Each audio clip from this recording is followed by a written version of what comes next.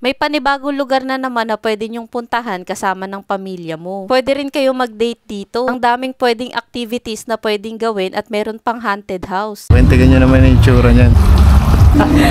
Hello! Grabe amoy ano ah. Hey! Ano ba naman yan? Hey!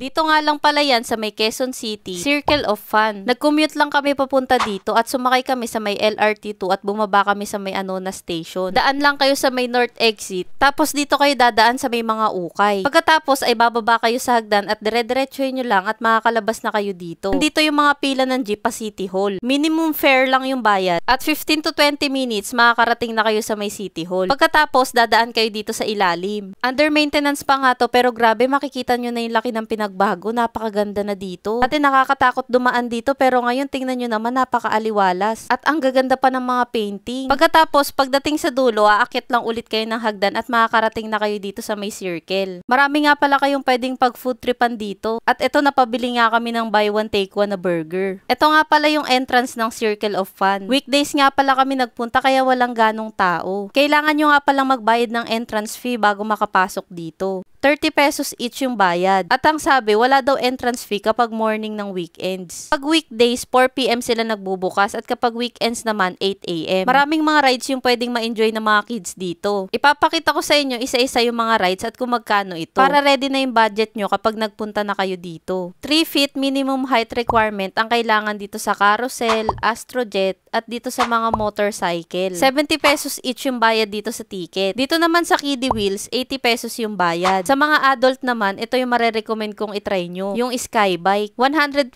pesos nga lang at dalawa na kayong makakasakay dito. Maganda, ito yung una nyong itry kasi malilibo talaga kayo dito sa buong Circle of Fun. Nakaka-enjoy ito itry kasi kayo mismo yung magkocontrol sa bilis nito. Kaya kung wala kayong kasunod, pwede nyo munang enjoyin yung moment at bagalan yung pagpadyak. Ito yung magiging view nyo. Dadaan kayo dito sa may tubig na part at matatanaw nyo rin lahat ng rides kasi may ikutan nyo talaga. Para sa amin, sulit yung 120 pesos mo dito. Nag-enjoy ka na nga nakapag-exercise ka pa, 'di ba? Kung ayaw nyo sa maraming tao, gayahin nyo yung ginawa namin na weekdays kami nagpunta. Ito naman yung next ride, yung Frog Hopper. 70 pesos each naman yung bayad dito. At sa bumper car, 100 pesos each naman. Grabe kung makikita nyo, wala talagang halos tao nung nagpunta kami. Ito naman yung kanilang Vikings. 100 pesos each naman yung ticket dito. At sa mini Vikings naman, 70. 70 pesos naman dito sa Garden Train. At dito sa Squirrel. Promise may enjoy ng mga kids dito. Para naman ulit sa mga adult, meron ditong haunted house. 80 pesos each naman yung bayad dito. Magandang pasukin to kung kasama mo yung mga tropa mong magugulatin. Kasi paniguradong sulit yung pagpasok nyo dito. Ang daming pwedeng mangyari sa loob. Next naman, pwede nyo rin itry itong go-kart. 100 pesos each naman yung bayad every 15 minutes. Akala namin sobrang bilis lang nung 15 minutes pero kapag sumakay na kayo dito, mahaba-haba rin talaga yung oras. Mas maganda magdala kayo ng towel kasi pagpapawisan talaga kayo dito. At ito yung last na pwede nyong itry, yung boat station. Marami kayong pwedeng pagpilian ng mga boat. Hindi ko nga akalain na meron palang ganito sa Circle. Ang alam ko kasi sa Baguio lang merong ganito. Pero meron na rin pala dito sa QC. Kaya kung nakita mo na rin tong video na to, ito na yung sign para dumayo na rin kayo dito. Mas maganda ilista nyo na yung mga sasakyan nyo at i-budget nyo na yung pera nyo para mas ma-enjoy nyo pumunta rito. Marami pa nga pala akong i-share sa inyo na magandang puntahan at mga sulit na food trip. Kaya wag nyong kalimutang i-follow ang aking mga social media accounts.